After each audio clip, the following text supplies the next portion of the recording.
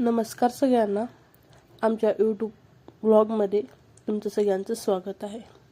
तर हे आमचं नवीन यूट्यूब चॅनल आहे. तर तुम्हाला हे व्हिडिओ आवडत असेल तर लाईक करा, शेअर करा, सबस्क्राईब करा. आम्ही राघोच्या पहिला आषाढी एकादशी निमित्त महादेव मंदिराला देवदर्शनासाठी गेलो होतो.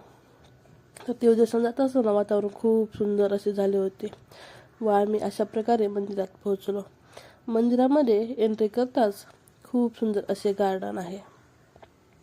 गार्डनमुळे तर आणखी खूप प्रसन्न वाटत होतं व आषाढी एकादशी निमित्त मंदिराला लाइटिंगची सजावट करण्यात आली होती व आभाळ आल्यामुळे पावसाचं वातावरण होतं, तर त्यामुळे तर वातावरण खूपच मस्त दिसत होतं व इथे सुंदर असे गार्डन आहे.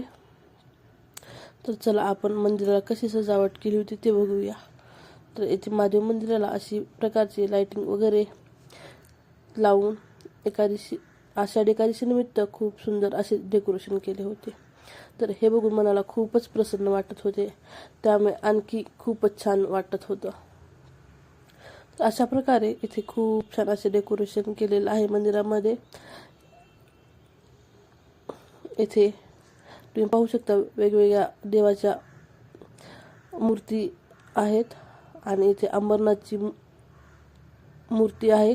अशा प्रकारे येथे डेकोरेशन केलेलं आहे. हे कायमस्वरूपी इथे मंदिरामध्ये आहे व सध्या पावसामुळे तर सगळीकडे हिरवेगार वातावरण आहे. तर त्यानंतर आम्ही गेलो मंदिरामध्ये दर्शन घेण्यासाठी. मंदिरामध्ये व्हिडिओ काढण्याची परमिशन नसल्यामुळे मंदिरातला आतला भाग काय मी दाखवलेला नाही आहे या व्हिडिओमध्ये. तर आणि मंदिरामध्ये खूप सारी गर्दी नव्हती, त्यामुळे आमचं दर्शन खूप सुंदर झालं. त्यानंतर दर्शन घेऊन आम्ही थोडा वेळ गार्डनमध्ये बसलो व राघवसोबत थोडी मजा मस्ती आमची चालूच होती. राघव तर खूप खुश होता. राघवला बाहेर जायला खूप आवडत होतं व गार्डनमध्ये तर राघवने खूप मस्ती केली. तर तुम्ही या व्हिडिओमध्ये बघू शकता तो कसा इकडून तिकडे रांगत होता हिरव्यागार गवतावरती. त्याने तर खूप सारी मजा केली. तर अशा प्रकारे आम्ही खूप सारी मजा केली. जर तुम्हाला हे व्लॉग आवडला असेल तर या व्हिडिओला लाईक करा, शेअर करा आणि सबस्क्राईब करा व हे माझ्या नवीन यूट्यूब चॅनलला सपोर्ट करा. धन्यवाद. तर आपण भेटूया पुढच्या नवीन एका व्लॉगमध्ये.